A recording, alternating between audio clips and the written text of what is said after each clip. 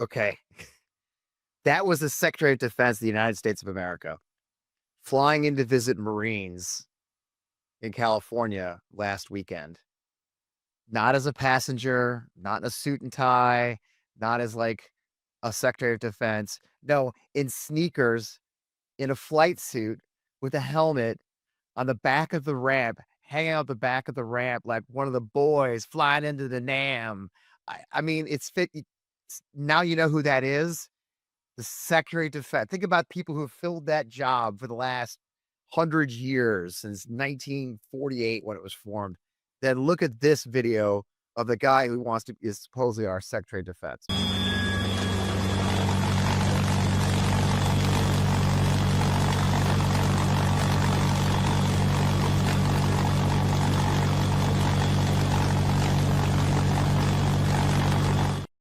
Yeah, what a badass.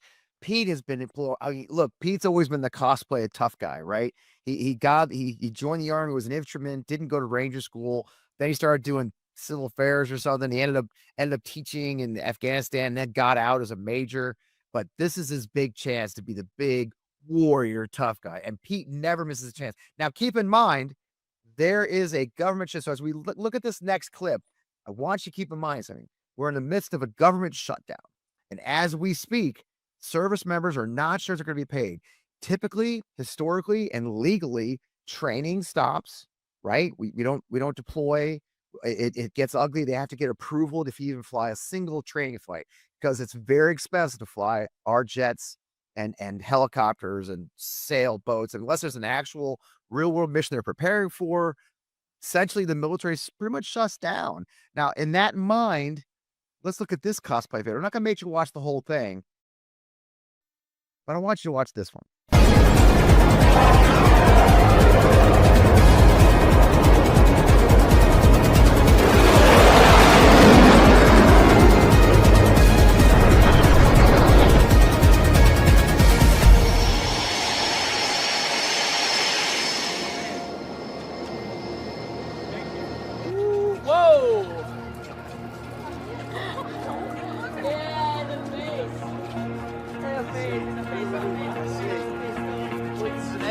Straight up ambush. Pretty awesome. That's what America can do. I see why you want to get back into it. Yes, sir. It's clean. No, there's no puke in there. I didn't even pull my mask off this time. So the rest of the world, you're going to get 250 more years of this whoop ass.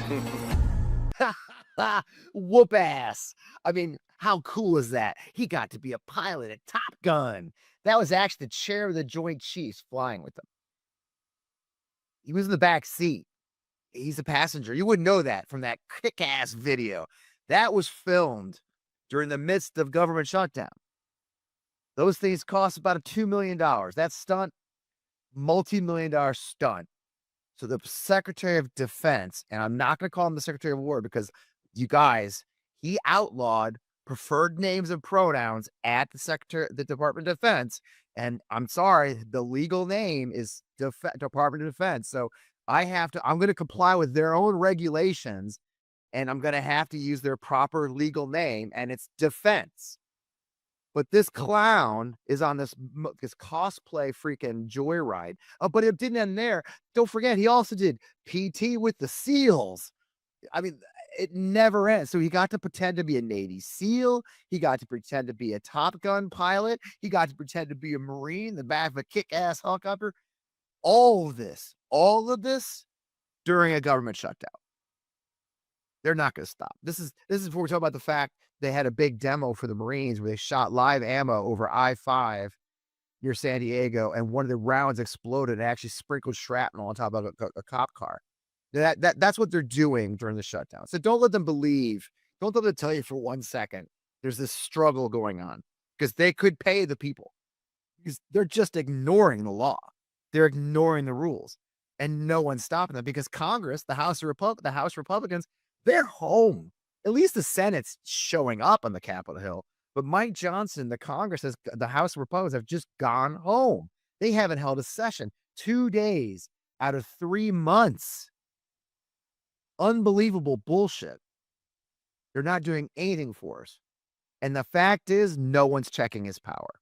Congress is not checking his power, and frankly, we know the courts aren't. So, this is on democracy. And we talked a lot about the elected officials. We talked to politicians. We talked to Lisa Blunt Rochester last week. We talked to a number of folks. We haven't talked about the courts in a while. So I've been talking for a while with Steve Kennedy from the People's Parity Project, a great bunch of legal lawyers who are trying to fight back against this fascist movement, if you will, this authoritarian movement. So we finally got him on the show, and we're going to talk about that. But in the meantime, yeah, that's what's really going on right now. They're going to tell you, they want you to believe that it's shut down. This is the end of the world. But somehow they're finding time and money to use our service members as props for Pete Hegseth's massive and unchecked ego. It's repulsive.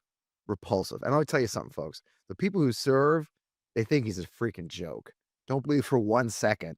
There's always going to be the MAGA guys who cheer, the young men and women who love it.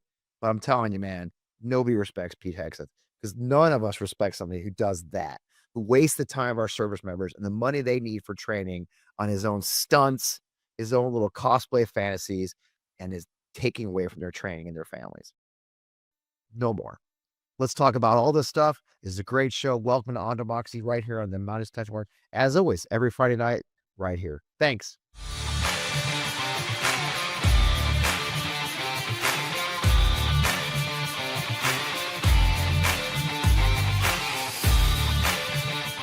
All right, we're back. Welcome, man.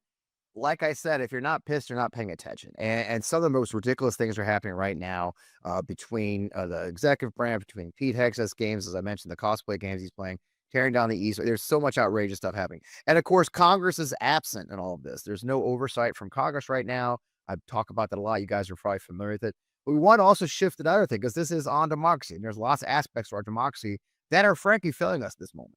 And one of those, of course, is our friends at the Supreme Court. So we've got experts in the courts and the law and how lawyers can help. My friend Steve Kennedy is the organizing director of the People's Parity Project and a legal analyst for outlets like the New Republic, Balls and Strikes. And he helps train and lead lawyers and law students who want to go beyond their litigation training to organize and advocate better for their communities. I am thrilled to have him. He's going to tell us what he does. Steve, welcome to the show. It's great to see you, man. Steve and I have been talking for I think June to get you on the show. And the whole summer went away, and all right, anyway, so he's here today finally. So Steve, welcome to On Democracy and the Modest Touch. It was great to see you, brother. Yeah, thanks, Fred. Really excited to be here. It is. So I guess we'll start there. What does the People's Parity Project do? Tell us a little bit about the work you guys are doing. Yeah, so I actually first got involved with the People's Parity Project while I was in law school, and that's kind of where it started in the first place. It was basically it was a student organization that came out of Harvard Law, and the idea was to start organizing law students the same way as you would organize workers, that kind of thing. Where they were at the time, there were things they did a lot of work around the different clauses you can have in contracts that make it basically impossible to sue your employer, or that kind of thing. You get pushed into forced arbitration, those kinds of things, and they did a lot of organizing around that. Pushing for having forced arbitration clauses removed from contracts within legal firms and that kind of thing. But it also, a big part of it was kind of changing the culture and just highlighting the ways that lawyers can be part of the problem, but supposed to be part of the solution. Yeah. But let's. I love lawyers. I'm just just in case. I got to get that out. Yeah. Yeah, it's if I was going to be careful, because we're working with lawyers all the time, and there's that. I don't know. We went to law school. It's fine, but unfortunately, the way the system is set up, a lot of the problems that just ordinary people have that they're facing there was some lawyer drafted that up. So let's get the ones who want to actually work for the people and start organizing them. So it grew from just that one chapter into a national organization. We have chapters across law schools across the country. We have some lawyers chapters. We also have some other ways that folks can get involved, or working groups and things like that, where we just have, kind of think through how we can respond to things. And that also will feed into some of the chapters work where, say a working group comes up with some good materials, a good idea that you can use in at the state level kind of advocacy work. Then our student chapters can go pick that up and start doing that kind of work. And that was how I got involved. As we started doing, I started our chapter at UConn Law, and we were, we're right practically down the street from the Capitol. So we're like, all right, let's start doing this. And we did a bunch of work advocating around like gig workers' rights and that kind of thing. And it just kind of grew from there. And now some of the main things that we work on are mostly like workers' rights and also like court reform and accountability. So let's cut right to it. You just had a piece, it involves the strikes. And a lot of us are horrified to see what's happening with masked ICE agents. I tell the stories often of my time in Iraq and the shocking similarities it feels like sometimes between what happened under Saddam, and now we've got masked agents literally, fast roping onto buildings in Chicago, for God's sake, scooping people up. ProPublica is reporting we have over 170 citizens have been detained, held without lawyers. I mean, just some real abuses of the law. But you wrote I thought it was a great piece on how this actually was. They've been the Supreme Court's been the Roberts Court specifically been tearing down the legal frameworks that protect us from that for a while, haven't they? And that's the Bivens, the well-known, and maybe not as well known by a lot of people, but the Bivens court cases lead this. Can you walk us through a little bit about what the argument is and how the court has gotten us here?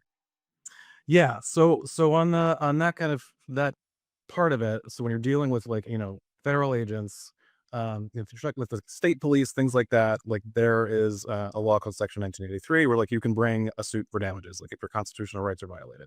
Right. But up until Bivens was decided, there wasn't an equivalent there for federal agents. But in that case, federal agents broke into someone's home and detained him unlawfully, on private property, and they found that like they had acted like overly aggressive. Like you can kind of imagine like some of the things going on now. Right. They addressed that, so they brought us the plaintiff brought a suit. Saying like, okay, you violated my constitutional rights to, in addition to like, other just like physical, mental harm, like that kind of thing. And the court actually allowed the case to go forward. So they were able to do that. And that was great for, that we had some avenue for a little while. But almost immediately, the kind of the conservatives on the court in particular just hated this decision. And there's been this kind of basically this decades long project now, because this was in the 70s that the bill was decided. This decades long project to kind of like just cut the legs out from it altogether. So at first, there were a couple of different really specific violations that they let cases go forward. But then later, the first probably like major blow there was in a case where they basically said that like if we haven't decided that Bivens applies in something similar to this, then you can't do it. It doesn't matter how egregious, like that kind of thing. So now plaintiffs have to go and see like, okay, well, can I make the case that this is similar to the case in Bivens where like, I'm unlawfully detained in my home, Right. And there are ways that you can kind of, you can, it doesn't have to be like the exact same circumstances, but it's like, it's gotta be pretty close. And now, I'll just use a couple examples, I guess, but basically they've been coming at this for a while, and two relatively recent cases I think are the most kind of like egregious. So in Hernandez v. Mesa, this was a case where it was two kids from Mexico had crossed the border just like playing around, as at least that was the kid's story. And this border patrol agent saw them, and he says they threw rocks at him or something like that. But ultimately, he arrested one kid. The other kid went over across the border and was just across the border, not posing any danger to this agent. And he shot him. He shot this kid and killed him. So the family sued. The case went to the Supreme Court, and the Supreme Court said, nope, that's not like a case we've done before. And on top of that, maybe because we're talking about like border security and that kind of thing, like the idea that this could have national security implications is also something we should be considering. And then for the most recent one, kind of major one, it's called Egbert v. Bull. It was very similar case to Bivens. It wasn't the kind of thing where there's like, okay, it's not, we've never said that shooting a kid across the border is something you can sue for, which again is completely insane. But Yeah. but this was an agent that went onto private property, was told to leave, and instead lifted this guy up into the air, slammed him into a car, into the ground. And then also, like, beyond that, started this whole harassment campaign trying to get him investigated by a bunch of different agencies. And But again, it was an unlawful detainment on private property. That should be pretty straightforward. But now here's the national security thing again, because the agent was also a border patrol agent, and this property was like right on the border, and they said, well, this really could have serious implications here, and it's not really the court's place to get in the way of that. So even something where they didn't overturn Bivens explicitly, but border patrol covers a huge area. So that way, we've literally got CBP raided a house in El Paso in September 9th and killed a dog. I did a video about it. I mean, it's a dog. I mean, we got big things, but they shot a guy's dog. Mhm. It's I mean, I mean, can you sue for that? Well, it was Border Patrol, right? I mean, what I'm hearing is they basically gave carte blanche to these guys to do whatever they want, whatever abusive shit they want to do, to anywhere they want, and just call it national security. That's exactly. And do you think maybe in a way? I guess the question then becomes: it almost feels like that's the plan. That Noam and Stephen Miller and the CVP guys, the guy, the Border Patrol guys, they're actually framing all this that way, aren't they? They're sort of framing this entire series of events across the country as national security on purpose, aren't they? That to almost fly under the court. Just we can't stop them, can we? Yeah, I think that's where, the whole idea of this being an invasion and these being like foreign terrorist organizations and that Right. kind of thing. It's all, yeah, it's national security all over it. And yeah, I would think that it would be all that difficult to make that case that, okay, you said this implicates national security in Egbert, then yeah, it does here too. So the fact that, that crazy ICE raid in Chicago where they went through the entire building and just pulling people out half dressed, zip tying them together, separating kids from parents, splitting them up by race. It was horrific. And they know they won't be held accountable for that. Um, I think it's deliberate, not only as kind of setting up that defense should someone try to do it, but also it's letting the agents know that they can basically do whatever they want. Right. Right. I guess my question always is if the courts aren't going to be in this situation, we got more to talk about. 'Cause there's other than me, you got a lot. But in this situation, is there a legislative reform? Like, it sounds like what we've got is a situation where the courts are all over the place. The executive branch is doing their own thing. Obviously, we know we've got a doormat Congress now. It's something that's passionate to me for reasons. But is there a legislative solution? I mean, should Congress take this up, and can Congress tighten the laws, or is that a solution we should be looking at too? I mean, yeah, Congress could absolutely just go ahead and codify dividends in the same way, they passed Section 1983 as it applies to the states. Just you could do the same thing for federal agents. I mean, how that plays out. It's like, especially in this court, maybe they're just like, well, national security, even Congress can't do it. Who knows? In the same way, they're letting Trump just like not, do whatever he wants with the money that Congress is, giving him.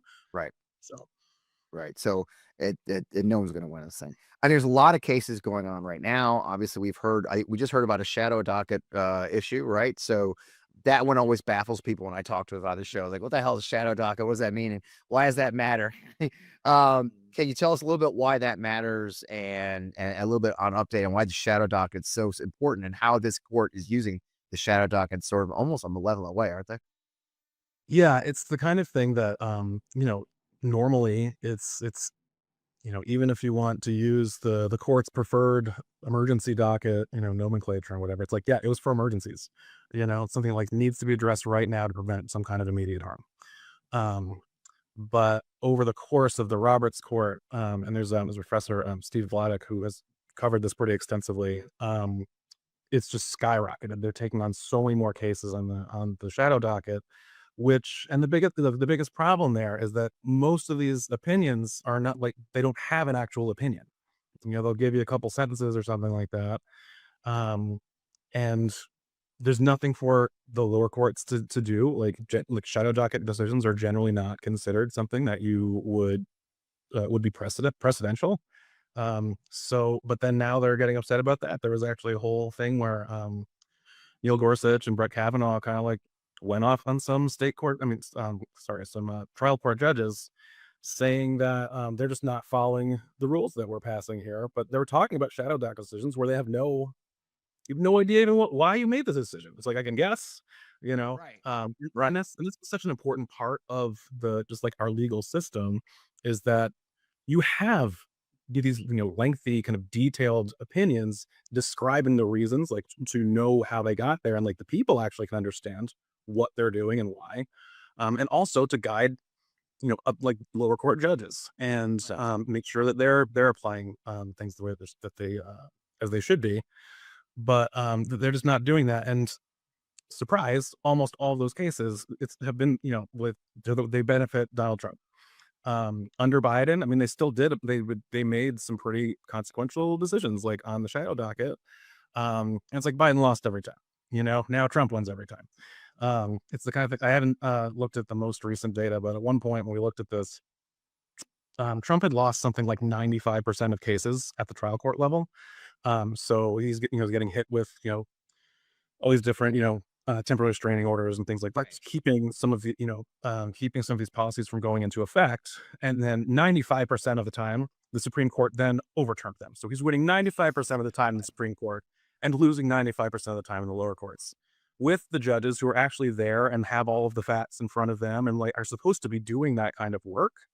The Supreme Court just comes out in the shadow docket without an explanation and says like, no, like Trump can do that for now. We'll figure it out later. But when you're talking about sending someone to CCOT or something like that, it's like, Right. Yeah. I don't have 2 years to wait for this or Really useless shit is like hot stuff, right? It's just yeah, letting it go. yeah. And the way it's supposed to work usually when you're considering some of these things is that like you're balancing, like the potential harms. So in that kind of case, like again, someone's like facing deportation because of his executive order on birthright citizenship which is just Right. completely made up. Like there's no way that is constitutional.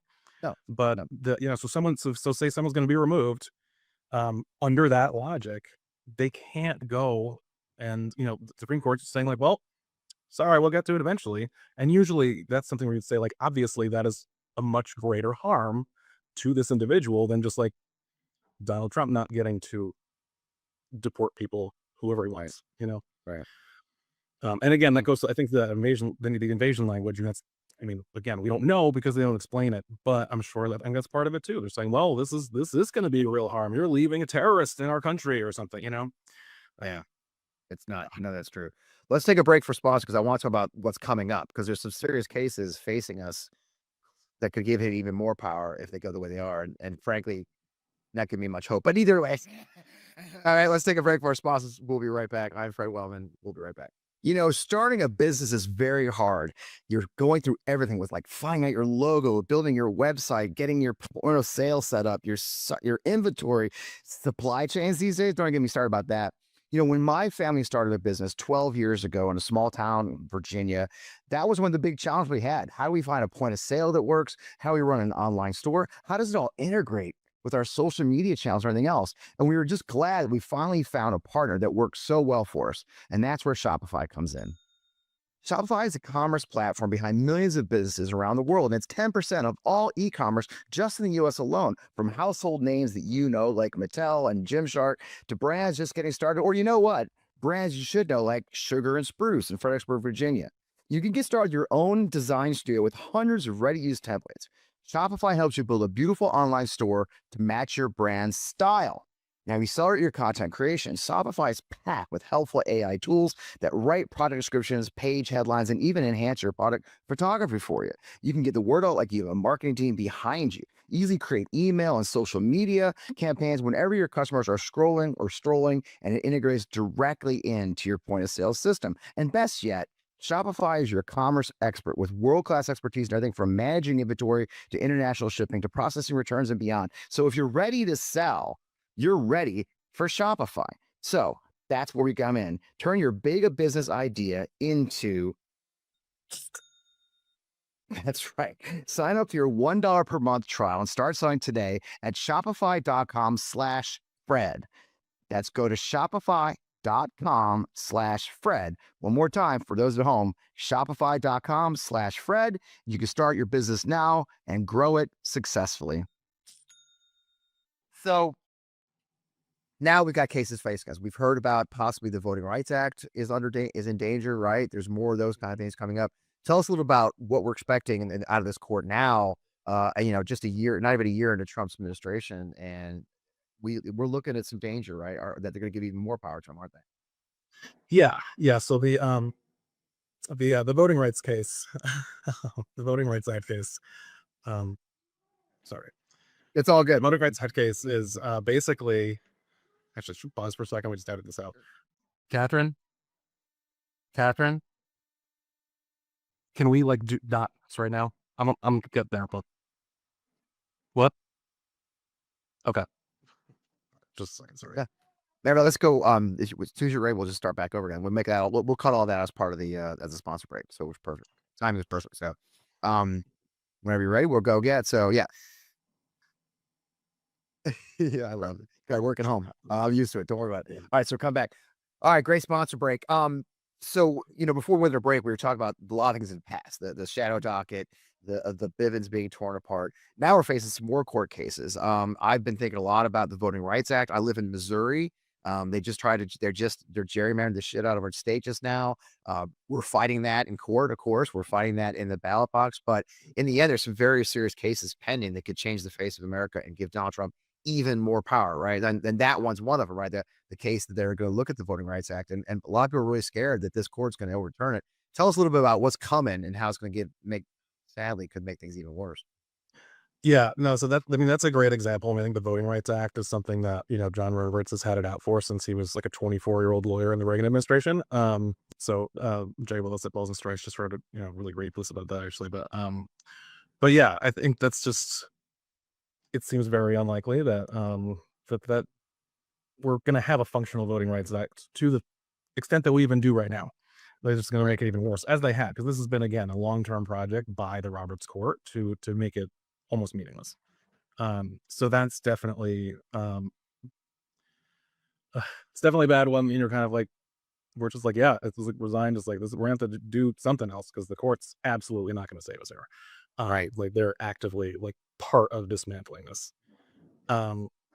So that's when there are a couple of cases with, where Trump has removed people from independent agencies, Trump v. Slaughter, Trump v. Cook, where he's taking people from, some of the art what are supposed to be independent federal agencies, and they have certain removal protections, like you can't just be like fired at will, Right. and you have to go through a whole process and do that. And he's just firing people, which is just, again, it's blatantly illegal. Like it's like the way this is set up, it's very clear. But again, just like with his record with this court, I think there's a fair chance they just let him do it. I don't know. They hate federal agencies too. They've been gutting all of that for the last for 2 years as well. So Yep. I think that's entirely possible. Learning resources v. Trump is another one, and there are a couple cases there, but they might sanction Trump just unilaterally applying tariffs without Congress, as he's been doing. They're going to be considering that. In there, there's some other ones, but just I think one of the worst parts is like when you go through these cases, and I think we're getting more used to this because at first you look at it and say like, oh, well, that's the court's not going to put up with that. There's no way, and then yeah, of course they do. Um, Yeah. so anytime you read one of these, like just like some case description, I was just like, oh god, yeah, they could really do a lot of damage with that. Honestly, it's not unlikely they will. Yeah. And what's the timeline? I mean, like what? I mean, obviously, that's the other thing. We're facing midterms here.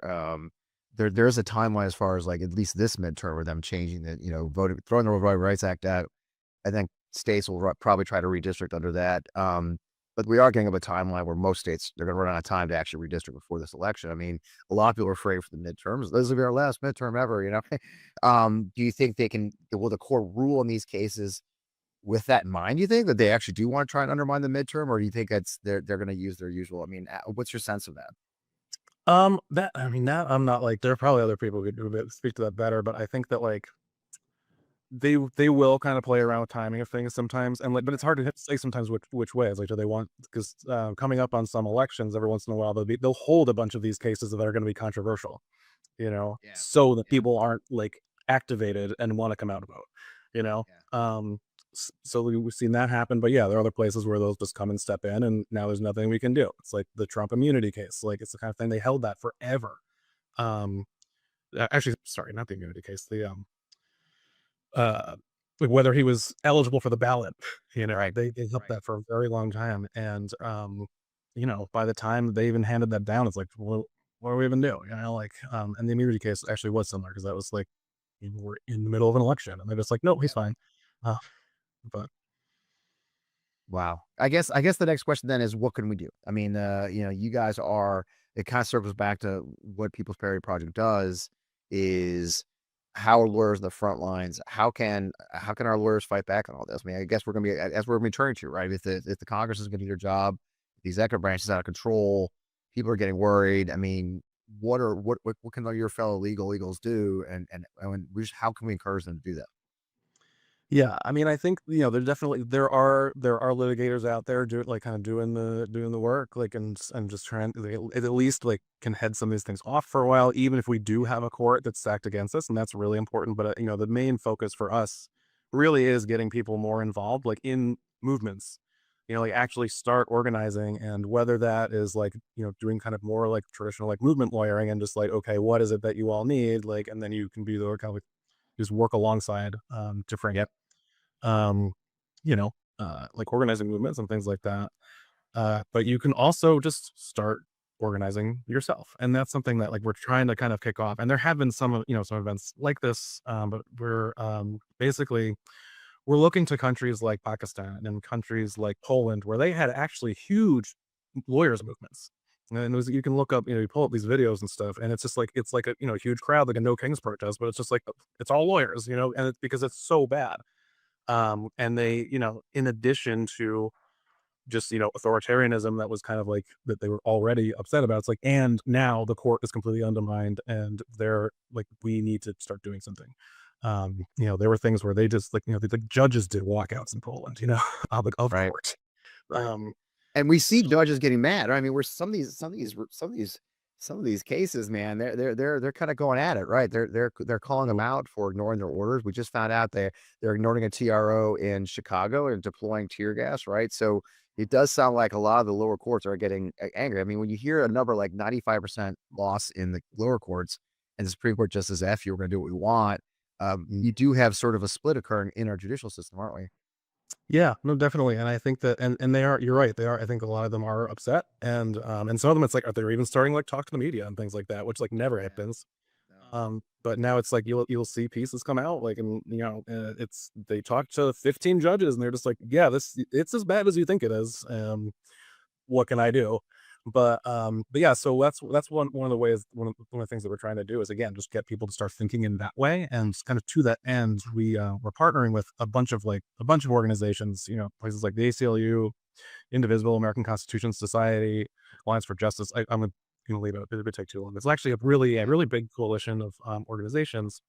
We're coming together next month, November 15th in DC outside the Supreme Court for a rally to basically, call out the Trump administration and the court's complicity in his authoritarianism. And the idea there is not just to have this one event, but for this is kind of like the kickoff of a movement, and we're looking to so we're having that one there, and then ideally it'll be probably January, nationwide events, and use those as opportunities to connect lawyers with some of these different organizations and movements that are operating right where they are. So you Yeah. can kind of get involved in, actual movement work in addition to your legal work. That's what we like to do. It's a perfect place to kind of wrap things because I always tell like, my guests or my viewers and our listeners that you can make a difference, like that our voices do matter, that there is action items to take. Because it's really easy to be doom and gloom right now. I mean, there's a lot of doom and gloom right now. You just gave us a lot, thanks. But it is a hard time. But our voices do matter. That's why they're so upset about no kings. So they're so upset about what we're trying to do, right? Is because our voices do matter and they like to shut them up. So remind us again. So November 15th at the Supreme Court, lawyers or anybody else welcome other lawyers too. you know, where can people find out? I've got the People's Parity Project website up on the screen here. Is that the best place to go to find out more? So the public launch is going to be Wednesday. So at that time, we're gonna push it out everywhere we can. It will be on our website. So yeah, definitely check it out there. That's the best thing. Steve, thanks. I mean, we haven't talked about the courts in a while, and it's probably because it makes me sad and and it is frustrating. And of course, that's on top of a do nothing Congress and an executive branch is doing whatever they want. It is a very dangerous time for our country, and it makes a lot of us sad that a lot of things we talked about, we predicted. I mean, I think I did talk about the courts before the election because I was talking about National Emergencies Act and stuff like that, and here we are. In many ways, the worst things we worried about, aren't we? Hmm. All right. Well, sir, thank you so much for joining us. I appreciate it on a Friday night, as always. And thanks for staying in touch. And I hope you will stay in touch and we'll get you back on and talk more about this as progress. And good luck November 15th. Awesome. Thanks so much. Thank you. See you soon. Yeah, it's always tough, right? You have these conversations and you guys know me well enough by now that I don't like to be a doom and gloom guy, but it's hard. The Roberts Court has decided you're Trump's lawyers. It feels like sometimes that no matter what, if Trump can just get it to the Supreme Court, he's going to get his rubber stamp, and that's what keeps happening to us. So we do have to use our voices. So November 15th, the Supreme Court, new group, People's Parity Project and their partners are going to get together, ACLU and others, to throw down with the legal profession and start fighting back. But our biggest chance is still the same one we've always had, you guys. There still is a midterm, and they're going to try and beat us. They're going to try and gerrymander us. They're going to try and redistrict us. They're going to do everything they can to stay empowered. And they're doing it because they know they're in trouble.